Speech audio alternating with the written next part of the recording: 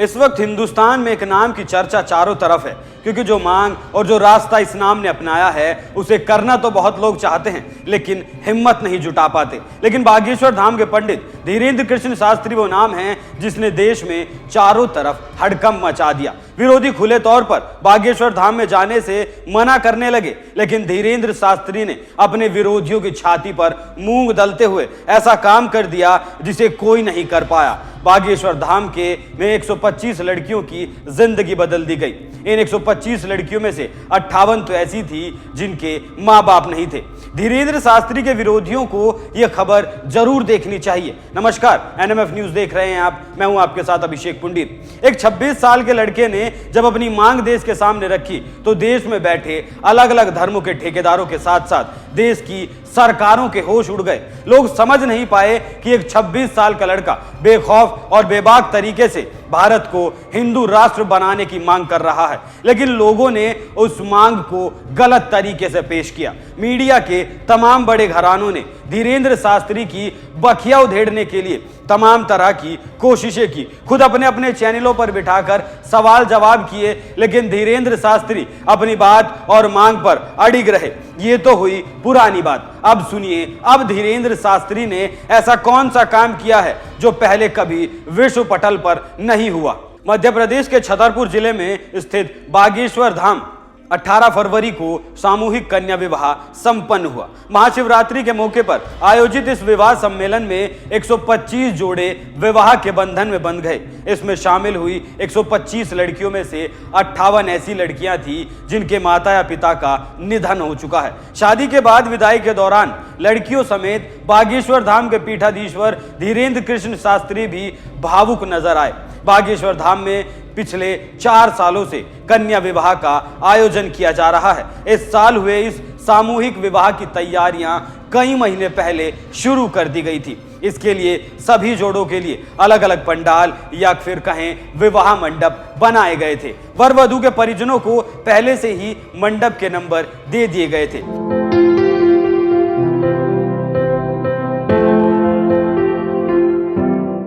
यही नहीं, धाम के पीठाधीश्वर धीरेंद्र कृष्ण शास्त्री ने लड़कियों के लहंगे और लड़कों की शेरवानी भी पहले ही उनके परिवार वालों तक पहुंचा दी थी। इन शादियों में हुआ एक एक रुपए का खर्च बागेश्वर धाम सरकार ने उठाया है। अब आप सोच रहे होंगे कि सामूहिक विवाह होना कौन सी नई बात है, ऐसा पहले भी कई बार हो चुका है और कई लोग ऐसा करते रहे हैं। तो आपको बता दूं कि ये अलग कैसे है। बागेश्वर धाम सरकार नाम के ऑफिशियल फेसबुक पेज से एक पोस्ट किया गया जिसमें लिखा है, विश्व में पहली बार किसी शादी समारोह में 10 लाख से ज्यादा बाराती और घर वाले एक साथ इकट्ठा हुए। हमारी प्यारी बहनों का विवाह विधि विधान से संपन्न हुआ, पूज्य सरकार के पावन आशीर्वाद से। बुंदेलखंड के इस पावन महायज्ञ में 125 बिटियां अपने नव वैवाहिक जीवन में प्रवेश कर गईं। परिणय सूत्र में बांधने के लिए सभी 125 जोड़े सुबह से ही बागेश्वर धाम पहुंचना शुरू हो गए थे। इसके बाद शादी की रस्मों की शुरुआत हुई। धीरेंद्र शास्त्री ने सभी कन्याओं का कन्यादान करते हुए रस्मों को आगे बढ़ाया। बैंड बाजे की धमक और मंत्रोच्चारण गूंज के साथ वर वधू शादी के बंधन में बंध गए। इस मौके पर धीरेंद्र कृष्ण शास्त्री ने कहा, उन्होंने गरीबी बेहद करीब से देखी है।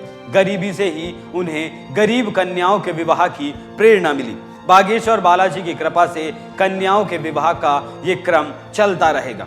विवाहित जोड़ों को बागेश्वर धाम सेवा समिति की तरफ से गृहस्थ जीवन की पूरी सामग्री दी गई। इसमें TV, fridge, cooler, bed, sofa, अलमारी, गैस सिलेंडर, बर्तन, साड़ी, सोने चांदी के आभूषण समेत 70 तरह के उपहार दिए गए। इस दौरान किन्नर समाज ने भी आशीर्वाद देते हुए सभी जोड़ों को 5-5 साड़ियां बतौर उपहार भेंट की। इस कार्यक्रम के दौरान मलूक पीठाधीश्वर राजेंद्र दास की महाराज, इंग्लैंड से आए राजेश्वर महाराज, किशोर दास महाराज, अनिरुद्धाचार्य महाराज के साथ ही प्रदेश के मुख्यमंत्री शिवराज सिंह चौहान, भाजपा प्रदेशाध्यक्ष और खजुराहो सांसद वीडी शर्मा, अभिनेता गोविंद नामदेव, वन मंत्री विजय शाह, ब्रिटेन राज परिवार के प्रतिनिधि साइमन ओवेन समेत कई अन्य हस्तियां मौजूद रही।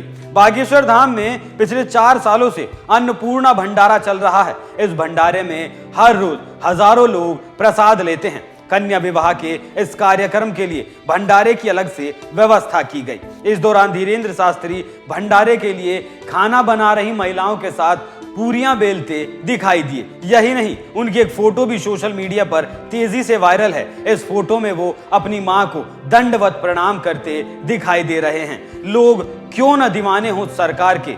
इतनी व्यस्तता, इतना भव्य आयोजन होने के बाद भी हर एक कार्यकर्ता तक जाना, हर किसी की समस्या सुनना, यही तो महानता है पूज्य सरकार की। अन्नपूर्णा में सेवा में 1 महीने से लोग लगे थे। हर माता, हर भाई तक जाकर गुरुदेव ने सबका धन्यवाद दिया और खुद उनके संग बागेश्वर धाम के पागलों के लिए प्रसाद बनाने में भी सहायता की। अद्भुत, जिसकी कृपा से, जिसकी प्रेरणा से, जिसके आशीर्वाद से इतना भव्य दिव्य कन्या विवाह महोत्सव कार्यक्रम हुआ। ऐसी मां की ममता भरी आंचल और चरणों में पूज्य सरकार का वंदन।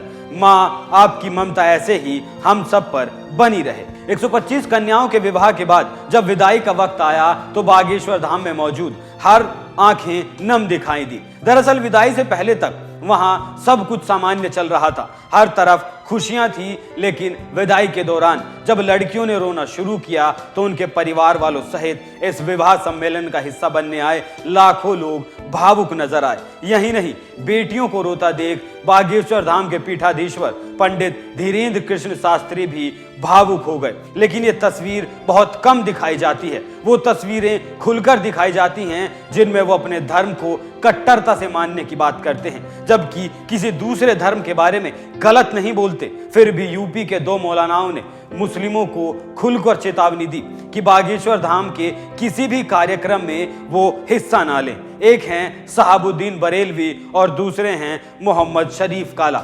ये बात इन्होंने बहुत ही तल्ख लहजे में की थी, लेकिन जवाब भी जल्दी ही मिल गया। खबरें ऐसी भी हैं कि करीब 300 लोग बागेश्वर धाम पहुंच चुके हैं जो घर वापसी करेंगे। इनमें मुस्लिम भी हैं और ईसाई भी। खबर ऐसी भी है कि बाबा खुद मंच से इस बात का ऐलान करेंगे, जिसके बाद देश में बैठे धर्म के ठेकेदारों में कोहराम मचना लाजमी है। और वजह भी यही है कि पंडित धीरेंद्र शास्त्री अक्सर सनातन विरोधियों के निशाने पर रहते हैं। धीरेंद्र शास्त्री के इस काम पर आप क्या राय रखते हैं, हमें कमेंट करके जरूर बताएं। नमस्कार।